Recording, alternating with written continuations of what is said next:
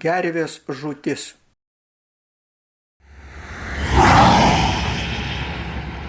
Va, čia matome gervių šokis vestuvinis.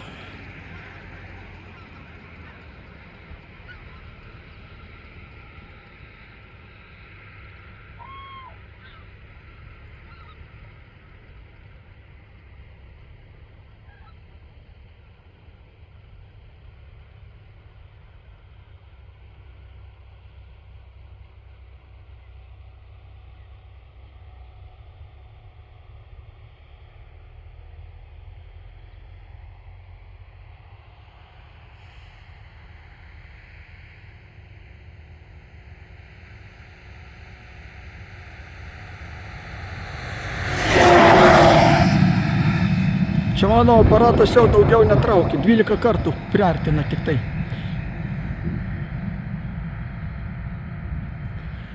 Tai va, ten toliau yra, jeigu į dešinę pusę pažiūrėsime, Jovaišų miškas.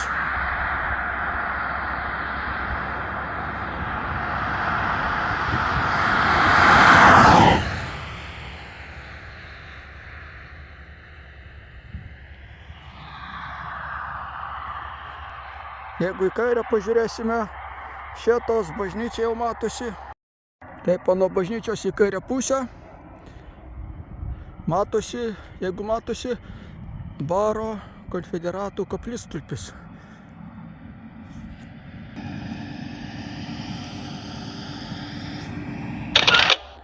Guli prie kelio gervė.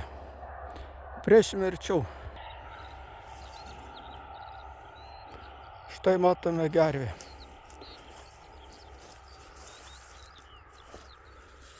Galbūt net buvo sužeista, kad galva taip palenkusi po sparnu. Šalia plunksnos matosi. Taigi galimas daiktas.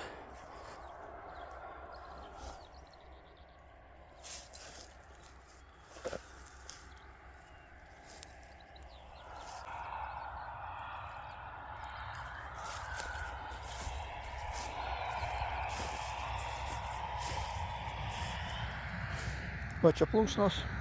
Taigi galimas daiktas, kad jinai galėjo žūti nuo elektros aukštos įtampos laidų.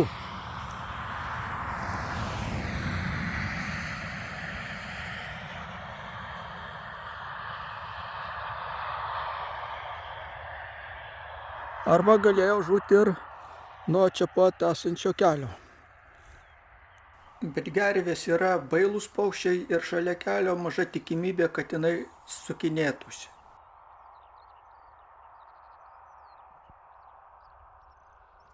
O jau mėnulis, saulė leidžiasi. Taigi, koks pasiūlymas galėtų būti ant elektros stulpų viršui koks nors garsą sukeliantis propeleriukas, sakykime, nuo vėjo besisukantis ir kaip, o ant tų laidų galėtų būti kokie burbulai uždėti, kad atbaidytų paukščius.